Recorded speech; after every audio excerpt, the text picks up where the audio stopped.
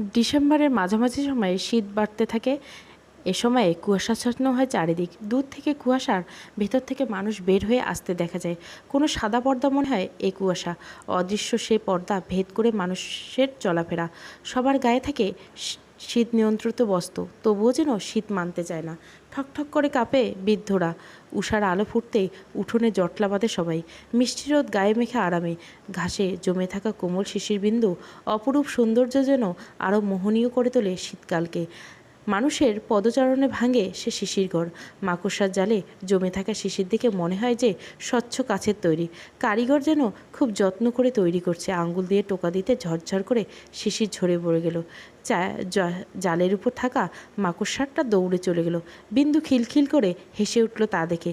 এই কাজটা করতে ওর ভীষণ ভালো লাগে। এজন্য সে শীত সকালে অপেক্ষায় থাকে। কি গো কারিগর, পাইলা কেন?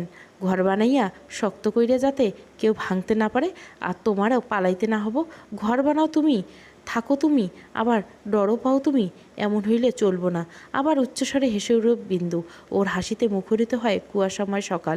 খেজুর গাছের উপর থেকে মহেশ মেয়ের হাসির শব্দ শুনে হাঁক ছাড়ে। কিরে মা, কার লগে কথা কইয়া হাসোস?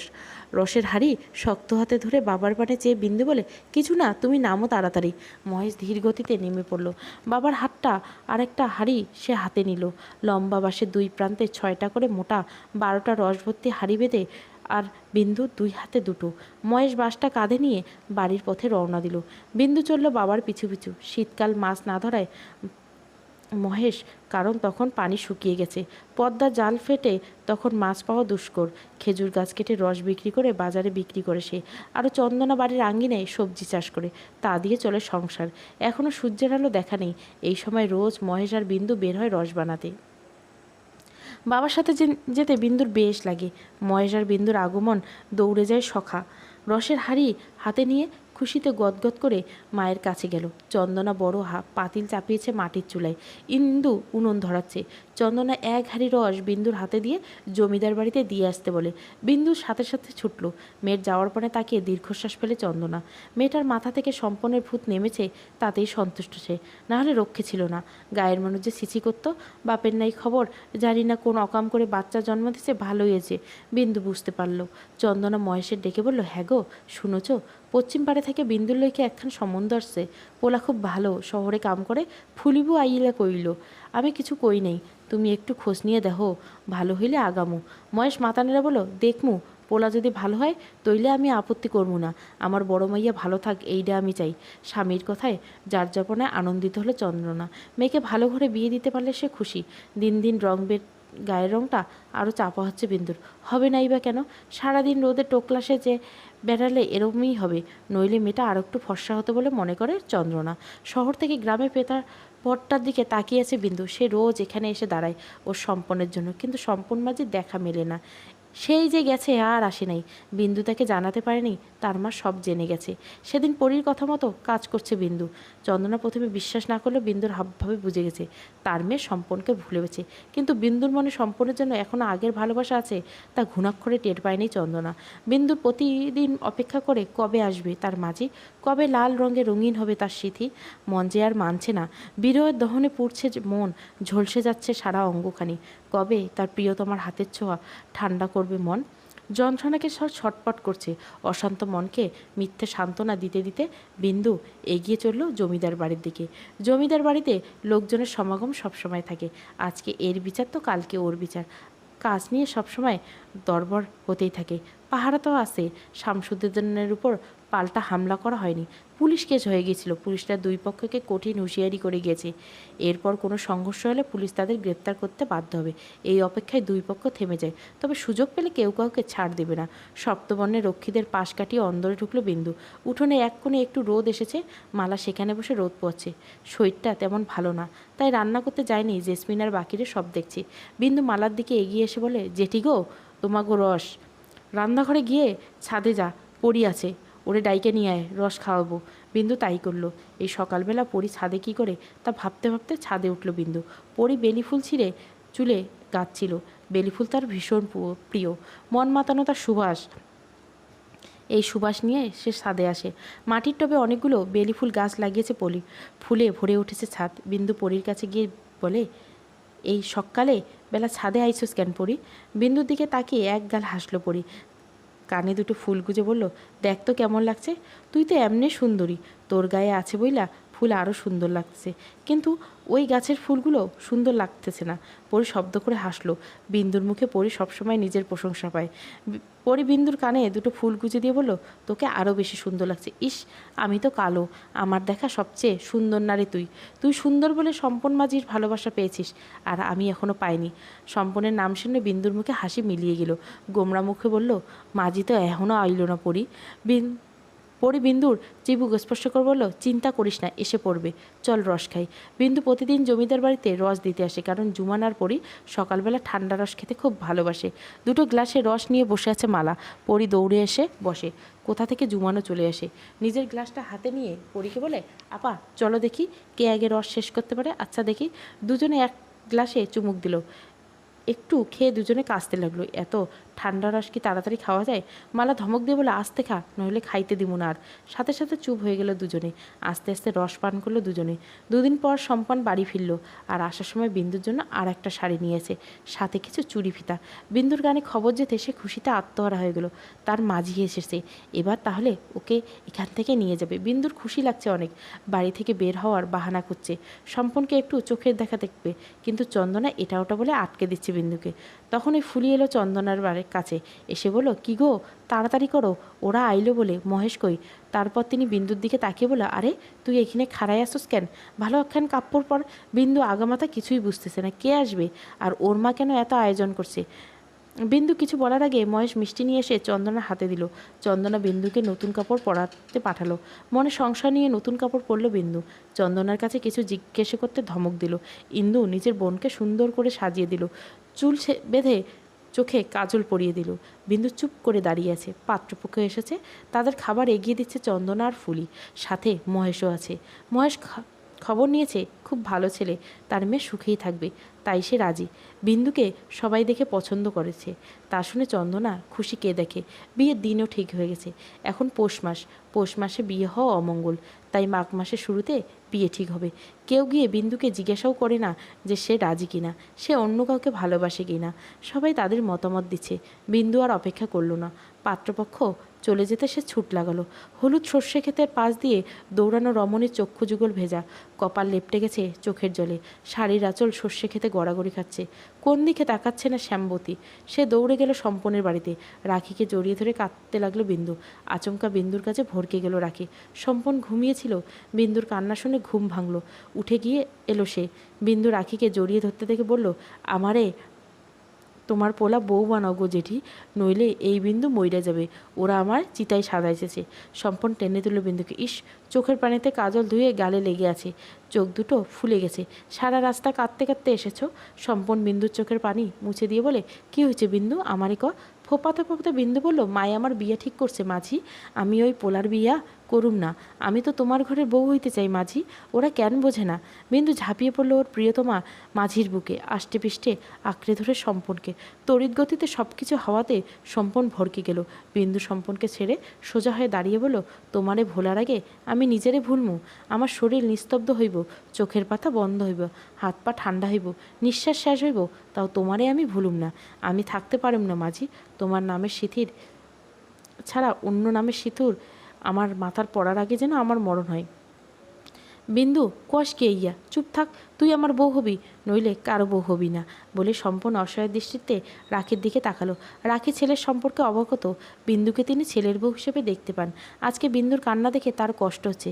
রাখি সম্পনকে উদ্দেশ্য করে বলে, চল সম্পন, আজ থাইকা কথা কমো বিন্দুর মাল লাগে। রাখি সম্পন আর বিন্দুকে নিয়ে উপস্থিত হয় চন্দনার কাছে। বাড়িতে তখন বিন্দুর খোঁজ চলছিল। চন্দনা ভাবছিল মেয়েটা কোথায় গেল।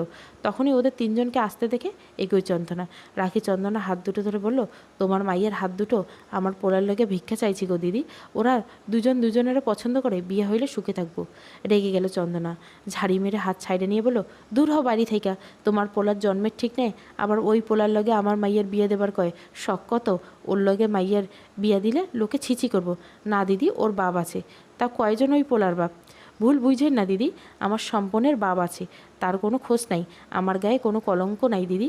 হয়েছে, আর কথা কইও না, একটা বেজন্মার পোলা হাতে আমার মাইয়ে বিয়ে দিব না। এই পর্যায়ে সম্পন ভয়ানক রেগে গেল, তেড়ে গেল চন্দনার দিকে। রাখি টেনে ধরল সম্পনকে। আমার মার নামে খারাপ কইলে আপনার গায়ে হাত উঠবো কইলাম। চন্দনা চেঁচিয়ে বলল, পোলার সাহস কত, আমারে মারবো, আবার আমার মাইয়ের বিয়ে করব? এই নেমুখ হারাম, বের হ বাড়ি থেকে। চেঁচামেচিতে লোকজন জড়ো হলো, তবে কেউ কথা বলছে না। সম্পন পাল্টা জবাব দিচ্ছে, আর চন্দনা খারাপ খারাপ কথা বলছে। শেষে মহেশ এসে চন্দনাকে টেনে সরিয়ে নিল। এখানে মহেশ কিছুই বলতে পারছে না, চন্দনার কথাই শেষ কথা। কয়েকজন সম্পনকে বাড়ি যেতে বলল, যার মেয়ে সে বিয়ে না দিলে কার কী করা আছে। অবশেষে সম্পন মাকে ফিরে নিয়ে গেল। বিন্দু দৌড়ে গেল পরীর কাছে। এই মুহূর্তে পরি ব্যতীত কেউ ওর সমস্যা সমাধান করতে পারবে না। চন্দনা ভাষা শুনে বিন্দু আর সেখানে দাঁড়ায়নি। সম্পনকে অপমান সে দেখতে পারবো না। পরি তখনই নিজের ঘরে বসেছিল। বিন্দু এসে হাঁপাতে লাগলো। সখীর অবস্থা দেখে পরি গিয়ে ধরল বিন্দুকে। চিন্তিত হয়ে পরি বলল, কি হয়েছে বিন্দু, এরকম করছিস কেন? বিন্দু সকাল থেকে ঘটনা বলতে বলতে কেঁদে ফেলছে। পরির এবার রাগ হলো চন্দনার উপর। মহিলা ভীষণ কঠোর, এই মহিলার কঠিনতম শাস্তি হওয়া উচিত। রুষ্টচিত্তে কণ্ঠে পরি বলল, তোর মা ভালো না বিন্দু, একটা শিক্ষা দিতে হবে তোর মাকে। আমি জানি না তুই কি করবি, কিন্তু আমারে বাঁচা, মাঝিরে ছাড়া আমি থাকতে পারব না। পরি বিন্দুকে শান্ত হতে বলল। পরি নিজেকে গিয়েও কিছু বলতে পারবো না, কেননা সে নিজেই চুক্তিবদ্ধ মায়ের কাছে। তাই যা করার বিন্দু আর সম্পনকেই করতে হবে। পরি কাঠের আলমারি থেকে সিঁদুরের কৌটো বের করলো। সিঁদুর পরলে বিয়ে হয়, তাই না বিন্দু? পৌষের শীত রন্ধ্রে রন্ধ্রে পৌঁছে যায়। ভোরের গরম কম্বলের নিচ থেকে কেউ উঠতে চায় না। পরি কম্বল গায়ে জড়িয়ে ঘুমাচ্ছে। রূপলি এসেছে পরীকে দেখতে। সে পরীর ঘর থেকে বের হয়ে আস্তে আস্তে নিচতলায় নেমে গেল। গরম চাদর গায়ে দিয়ে উঠোনে জুড়ে হাঁটাহাঁটি করছে। পেটটা বেশ উঁচু হয়েছে। কয়েকদিন বাদে পৃথিবীতে ভূমিষ্ঠ হবে ওর সন্তান। মা হওয়ার আনন্দ সব মেয়ের থাকে, কিন্তু কেন জানি না রূপালী সে আনন্দ পাচ্ছে না। সেদিনের পর থেকে কবির আর তার কোনো খোঁজ নেয়নি, নেওয়ার সাহসও পায়নি। ওই বাড়িতে পা রাখলে কবির প্রাণ ফিরতে পারবে কিনা সন্দেহ। যদি রূপালী কবিরকে ভালোবাসত, তাহলে সে প্রাণের মায়া না করে ঠিক আসতো। রূপের মোহে কবির তাকে বিয়ে করছে ঠিকই, কিন্তু ভালোবাসতে পারেনি। তার কাছে মেয়েদের দেহটাই প্রধান। রূপালীর মনে হতো সেই পারছে না কবিরকে স্বামী হিসাবে টেনে নিতে, কিন্তু আস্তে আস্তে তার ধারণা ভেঙে যায়। দীর্ঘশ্বাস ফেলে মারার চোখের জল সহ্য করা ছাড়া রূপালীর আর কিছুই করার থাকে না। রোদ উঠেছে বেলা 8টায়। এতক্ষণে কুয়াশাচ্ছন্ন ছিল চারিদিক। এরই মধ্যে জমিদার বাড়িতে এসে হাজির হলো নাইম, শেখর, আসিফ। বৈঠকে ওদের বসতে দেওয়া হলো। মালা জেসমিন গিয়ে দেখা করে ওদের সাথে। অনেক দিন পর দেখা গেল, ওদের ভালোই লাগলো। গরম গরম ভাপা পিঠা খেতে দেওয়া হলো। নাইম ভাবছে আজকের দিনটা ইনিয়ে বিনিয়ে থেকে যেতে। পরীকে দেখার ইচ্ছেটা ওর কখনো মিটবে না। একটা বার সে পরীকে দেখার জন্য আকুল বিকুলি করছে, কিন্তু অতি আবেগকে শেষ ফলাফল শূন্য। আসিফ নাইমকে বলল, কি সিদ্ধান্ত নিলে, থাকবি নাকি চলে যাবি? সবে তো এলাম, দেখি কি করি। তোর না দেখা বউয়ের দেখা শ্বশুরবাড়ি, থাকলে সমস্যা নেই বলে হাসলো।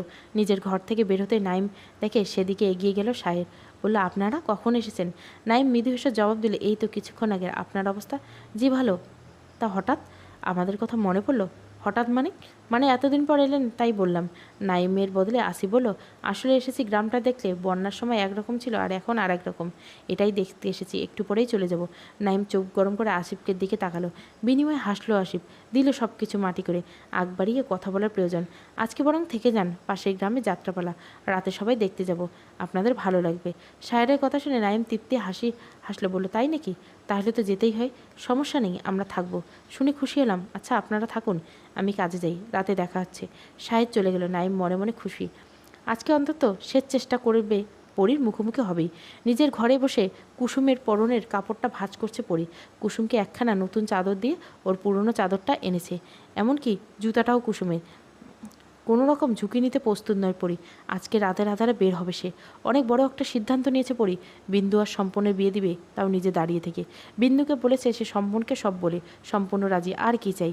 পরিকল্পনা অনুযায়ী পশ্চিম জঙ্গলের মধ্যে একটা পুরনো কালী মন্দির আছে, ওখানেই বিয়ে হবে সম্পূর্ণের। একবার বিয়ে হয়ে গেলে চন্দনার আর কিছু করার থাকবে না। বিন্দু সম্পূর্ণ সুখে থাকবে, তাই আগের থেকে তৈরি হচ্ছে পরী। রূপালীর বাড়ি যাওয়ার সময় কুসুম দেখিয়েছিল জঙ্গলটা। কুসুমের ধারণা এই জঙ্গলে ভূত প্রেতের বাস, তাই দিনের বেলাতে কেউ যায় না। এটাকে হাতিয়ার ধরেছে পড়ি। তবুও কেউ যাতে না দেখে ফেলে সেই রাতের সেখানে যাবে, শুধু রাতের অপেক্ষা। সন্ধ্যা নামতে চারিদিকে হালকা কুয়াশায় ভরে গেল। গ্রামে দলে দলে বের হবে যাত্রাপালা দেখতে। আফতাব সেখানে প্রধান অতিথি হিসাবে নিমন্ত্রিত, তাই সবাই রওনা দিল। কিন্তু নাইম গেল না, শরীর খারাপ দোহাই দিয়ে শুয়ে থাকলো। সেজন্য সবাই তাকে ফেলে যেতে বাধ্য হলো। আশিবার শেখর সব বুঝালো, কিন্তু কিছু বলল না। ওরা চলে যেতে যাত্রা দেখতে জমিদার বাড়ির সব পুরুষ চলে গেলে শুধু রয়ে গেলে নাইমার রক্ষীরা। রাতের অন্ধকারে একটু গাঢ় হলে রূপালীর চিৎকার শোনা গেল। রূপালীর প্রসব বেদনা শুরু হয়েছে। বাড়িতে একটা হইচই পড়ে গেছে। ইতিমধ্যে কয়েকজন মহিলা এসেছে। আবেরজান নাতনির কথা শুনে আর থাকতে পারল না, তিনি চলে এলেন। সবাই এখন রূপালীকে নিয়ে ব্যস্ত। পরি সেই ফাঁকে এর মধ্যে কেউ পরীর খোঁজ করবে না। সদর দরজা দিয়ে বের হচ্ছে। কুসুমের পোশাক ছিল বিদায় কেউ বুঝতে পারেনি। রক্ষিতা ভেবেছে হয়তো কোনো কাজে কুসুমকে পাঠানো হয়েছে, কারণ সে দ্রুত যাচ্ছে, বাধা দিলে রাগ করবে। পরি ক্ষেতের আইল ধরে যাচ্ছে, কারণ অনেকটাই দেরি হয়ে গেছে পরীর। তাড়াতাড়ি পৌঁছাতে হবে ওর। তৈরি বিন্দু সম্পন্ন হয়তো আগেই পৌঁছে গেছে। হ্যারিকেনের আলোয় দ্রুত পা চালাচ্ছে পরি। সম্পন বিন্দুকে এক করতে পারলে সবচেয়ে বেশি খুশি হবে পরি। বেশ সময় লাগলো জঙ্গলে পৌঁছাতে, কিন্তু কালী মন্দির কোথায় সেটা তো পরি জানে না, খুঁজতে হবে। জঙ্গলটা বেশ বড়, তবুও পরি খুঁজতেছে। কিছুক্ষণ খুঁজে পেয়ে গেল। তবে আশ্চর্য কোনো ব্যাপার, সে বিন্দু সম্পন এখনও আসেনি। পরীর হাতে বিন্দুর সে সিঁদুরের কৌটো, এটা দিয়েই বিয়ে হবে। কিন্তু ওরা আসছে না কেন? পরি ওদের জন্য অপেক্ষা করতে লাগলো, তবুও বিন্দু সম্পনের নামগন্ধ নেই। পরি এবার ওদের জন্য চিন্তা হলো, বিন্দুকে বের হতে পারবে নাকি চন্দনার হাতে ধরা পড়ে। বকুল গান ম করছে চারিদিক। পরি আর থাকতে পারলো না। পাশে একটা বড় বকুল ফুলের গাছ, তলায় চাদর বিছিয়ে আছে সাদা ফুলগুলি। হারিকেনের মাটিতে রেখে ফুলগুলো কুড়ায়, মাঝে মাঝে ঘ্রাণ নেয়। পরির ফুল দিয়ে কোচর ভর্তি করে ফেলেছে। তখনও কেউ আসছে না। পরি আবার আগের জায়গায় বসে আছে। কারো পায়ের আওয়াজ পাচ্ছে পরি, বাতাস খসখসে টের পাচ্ছে। সে খুশি হলো, তার মানে ওরা এসেছে। পরি হ্যারিকেন হাতে নিয়ে একটু এগিয়ে গেল। ও বুঝতে পারলো বিন্দু আর সম্পন আসছে না। বেশ কয়েকজন লোক আসছে, তাদের গলার স্বর শুনতে পাচ্ছে পরি। এখানে থাকাটা ঠিক হবে না ভেবে উল্টো দিক দিয়ে দৌড় দিল পরি। পরি বুঝতে পারলো তাকে দেখে ফেলেছে এবং তাড়া করছে, তাই সে প্রাণপণে ছুটল। বেতঝাড়ের মধ্যে দিয়ে দৌড়াচ্ছে পরি। গায়ের চাদর কিছুর সাথে আটকে গেছে বিধায় সেটা ফেলে চলে গেছে। এখন দাঁড়ানোর সময় নেই, ধরা পড়লে চলবে না। অনেকটা এগিয়ে এসেছে পরি, হঠাৎ গাছের সাথে ধাক্কা খেয়ে হারিকেনের কাজ ভেঙে গেল। হারিকেনটা ছিটকে পড়ে কোথায় পড়ে গেল খেয়াল করেনি। সে দৌড়াতে থাকে। অনেক আলো আসতে পরি পেছন ফিরে তাকায়। আগুনের ফুলকি উঠছে, দাউ দাউ করে আগুন জ্বলছে। পরি বুঝতে পারে হারিকেনের ছিটকে খড়ের গাধায় পড়েছে। পরি দেখেও অপেক্ষা করলো না, আবার দৌড় দিল। রাস্তায় এসে হুঁশ ফিরল পরির। ঘাড় ঘুরিয়ে জঙ্গলটা দেখে নিল। আগুন লাল হয়ে আলো এখনও দেখা যাচ্ছে। স্তব্ধ হয়ে কিছুক্ষণ দাঁড়িয়ে রইল পরি। হঠাৎ করে কি হয়ে গেল তা বোধগম্য হচ্ছে না। বিন্দু সম্পন কোথায়? আশেপাশে ভালো করে তাকায় সে। অন্ধকারে কিছু দেখা যাচ্ছে না। মাথা ধরে এদিক ওদিক তাকাতে লাগলো পরি। এই রাস্তায় বেশিক্ষণ থাকা সম্ভব নয়, কেউ দেখে ফেললে সর্বনাশ। চাদরটাও হারিয়ে গেছে। মুখটা শাড়ির আঁচলে দিয়ে ঢাকলো পরি। তারপর হাঁটা ধরে বাড়ির পথে। এক পা এগোতে পায়ে ব্যথা অনুভব করে পরি। জুতা খুলে তাতে বড়সড় বেলকাটা বিঁধেছে। টেনে বের করার চেষ্টা করলো পরি, কিন্তু পারে না। তাই জুতা খুলে খালি পায়ে রওনা দিল। ঠান্ডা মাটি, তার উপর গায়ে চাদর নেই। তাছাড়া শরীর জ্বালা পোড়া করছে খুব। শরীরে কিছু জায়গা কেটে ছিঁড়ে গেছে। এতক্ষণ উত্তেজনায় পরি কিছু টের না পেলেও এখন পাচ্ছে। অন্ধকারে খুঁড়িয়ে খুঁড়িয়ে হাঁটতে লাগলো পরি। কোনো রকম পথ চিনে বিন্দুর বাড়ি গেল। অনেক মানুষের জটলা বিন্দুর বাড়িতে। চন্দনা মাটিতে পা ছাড়িয়ে হাউমাউ করে কাঁদছে আর সম্পনকে গালমন্দন করছে। সম্পন নাকি বিন্দুকে নিয়ে পালিয়েছে এটা বলছে, আর সম্পনকে অভিশাপ দিচ্ছে। পরি এবার বেশ অবাক হলো। ওরা যদি পালিয়ে যায় তাহলে পরীকে বলল না কেন? এক মুহূর্তে দেরি না করে পরি ছুটল নিজের বাড়ির দিকে। তবে এবার সদর দরজা দিয়ে ঢুকতে পারল না সে, তাই বাড়ির পিছন দিক দিয়ে গাছে উঠে ছাদে গেল সে। তারপর নিজের ঘরে গেল। মালাকে ওর ঘরে থেকে আটকে উঠে পড়ি। মালা যে এ সময় ওর ঘরে আসবে তা ভাবেনি পড়ি। আজ মালা ভয়ানক রেগে গেছে। ফর্সা মুখখানি লাল বর্ণ ধারণ করেছে। মাকে এভাবে দেখে ভয় হলো পরির। মালা জিজ্ঞাসা করলো, কোথায় গিয়েছিলি? পরি চটজলদি জবাব দিতে পারলো না। মালা অপেক্ষা করলো না, ঠাস করে চর মেরে দিল পরির গালে। এমনিতে পরির শরীরটা দুর্বল, তাই সে তাল সামলাতে না পারে পড়ে গেল। মালা পরীকে টেনে তুলে আবার থাপ্পড় দিল। পরপর কয়েকটা থাপ্পড় দিতে রক্ত লাল হয়ে গেছে পরির গাল দুটো। শক্ত হাতের মারে রক্ত জমাট বেঁধেছে যেন। পরি চুপচাপ রইল। মালা চিৎকার করে বলল, এই কদিন থেকে দেখতে চাই আমি তোরে সব বিপদ থেকে আগলায় রাখতে ঘর থেকে বাইরে হতে দেই না। কেন জানোস? কারণ সুন্দরের কথা সবাই জানে না। লালসার চাহিনি অনেক ভয়ঙ্কর। সুন্দর সবাই ধরে রাখতে চায়, চোখ দিয়া তারা শরীর হাত দিয়ে। তোরে সেই সব থেকে বাঁচাইতে ঘরে আটকায় রাখি, আর তুই রাত বিরতে বাইরে যাস। আমার কথা বোঝোস না? ঝিনুকের মুক্ত যখন মানুষ দেখে তখন বেচা দেয়, না দেখলে ওই মুক্ত সুরক্ষিত থাকে। তোরে তেমনই সুরক্ষিত রাখতে আমি ঝিনুকের মধ্যে রাখলাম, যাতে কেউ দেখতে না পায়। আর তুই কি আমার মাইয়া? মালা পরীকে ছেড়ে দিয়ে চলে গেল। পরী স্থির হয়ে দাঁড়িয়ে রইল। মা ওকে কী সব বলে গেল, কোন লালসার কথা বলে গেল? তাহলে নিশ্চয়ই মালা এরকম কিছু শিকার হয়েছিল। কোনো কিছু নিয়ে ভীষণ ভয় পাচ্ছে মালা, যার কারণে পরীকে ঘরবন্দি রাখে। সেই ভয়টার কারণটা কি? একে তো বিন্দুর চিন্তা, তার উপর মালা রেগে গেল। মাথায় প্রশ্নের জটলা পেকে গেছে। তাকে সে জানতে হবে সব প্রশ্নের উত্তর। সারা রাত দু চোখের পাতায় এক করতে পারেনি। কাপড় বদলে নিজের পোশাক পরে নিল। বিন্দু সিঁদুর কৌটো হাতে নিয়ে সারা রাত ভেবেই গেল, বিন্দু সম্পন কোথায় গেল? সত্যি পালিয়ে গেল? এসব ভাবনা পরীকে ঘুমাতে দিল না। সকাল হতে নিজ ঘর ছেড়ে বের হয় পরী। হাতে তার তখনও সিঁদুরের কৌটো আছে, সেটা পরী খেয়াল করলো না। বাইরে এসে অন্দরে উঠোন ভর্তি মহিলা, সবাই রূপলির ঘরে উপকো দিচ্ছে। পরী দ্রুত রূপলির ঘরে গেল। নবজাতককে দুগ্ধপান করাচ্ছে রূপলি। পরী গিয়ে আস্তে করে রূপলির পাশে বড়ায়। অসম্ভব সুন্দর বাচ্চার দিকে তাকিয়ে অস্ফুট স্বরে বলে উঠল, মাশা আল্লাহ। আবিরজন পাশেই বসা ছিল। তিনি বলেন, তোর অহন আহার সময় হইল? বলা হয়েছে কোন রাইতে? দাদির কথায় রূপলি বলে, দাদি থাক না, পরী তো ঘুমাচ্ছিল, এখন এসেছে। পরীর দিকে তাকিয়ে মুচকি হাসলো রূপালি। পরী হাসলো, কিন্তু মনটা এখনও কুচ গাইছে। পরী বাচ্চাটাকে কোলে নেওয়ার জন্য হাত বাড়ালো। পরীর হাতে সিঁদুরের কৌটা দেখে রূপালি জিজ্ঞাসা করলো, তোর হাতে এটা কি? পরী জবাব দিতে পারলো না। রূপালি ফের প্রশ্ন করতে পারে, কারণ বাইরে থেকে জুমানের গলার আওয়াজ শোনা হচ্ছে। সে পরী আপা বলে ডাকছে। পরী দৌড়ে বের হয়ে জুমানের কাছে গেল। জুমান তখনও হাঁপাচ্ছে। পরী জিজ্ঞাসা করে, কী হয়েছে জুমান? জুমান হাঁপাতে হাঁপাতে বলল, আপা। কি? আপা বিন্দু দিদি। বিন্দু কি? ভয়ে থরথর করে কাঁপছে জুমান। শরীর এখনও কাঁপছে জুমানের। পরী চিৎকার করে জুমানকে ঝাঁপিয়ে বলল, বল বিন্দুর কী হয়েছে? বিন্দু দিদি পশ্চিমের জঙ্গলে গাছের ডালে ঝুলতেছে আপা। জুমানকে সরিয়ে পরী দৌড় দিল। মালাকে সাথে সাথে পরী টেনে ধরে, কিন্তু এবার মায়ের কোনো বাধা মানে না পরী। ঝাড়ি মেরে মারার হাত ছাড়িয়ে দৌড়ে যায়। আজ পরী ভুলে গেছে মায়ের দেওয়া কসম, ভুলে গেছে নেকাব পরতে, ভুলে গেছে নিজের সৌন্দর্য লুকাতে। যে পরী সৌন্দর্যের আড়ালে লুকোনো ছিল, সেই পরী আজ পর্দা ভেদ করে বের হয়েছে। চলবে পরিযান পর্ব 11।